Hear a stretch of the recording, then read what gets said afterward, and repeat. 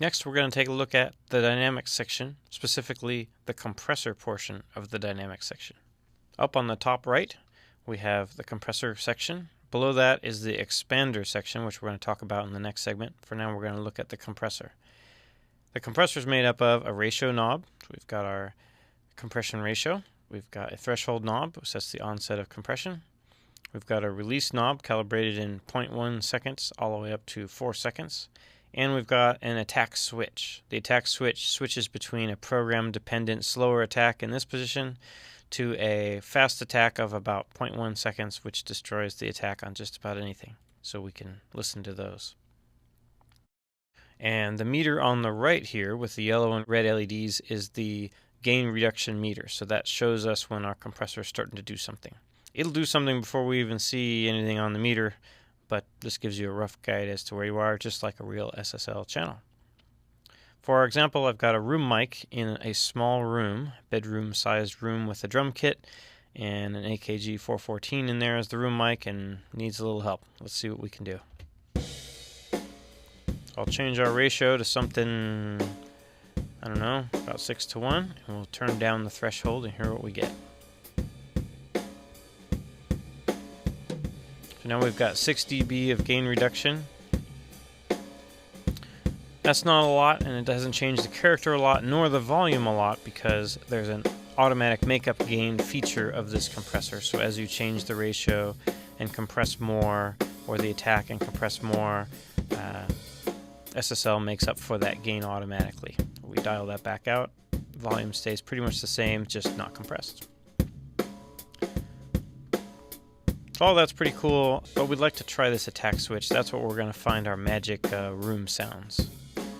So as soon as we turn that on, you can hear that we're just destroying the attack transient on those drums. Here's without, and here's with. Dial in some of that in. We've got release time. We could set our release time really slow if we want. Or we could set it to about recover before the next drum hit. Or just as loud as possible, taking the peaks out. And all that's interesting. It sounds kind of smashed and may help the drum sound a little bit. Let's hear what it sounds like in context with the kit. So here's bypassed.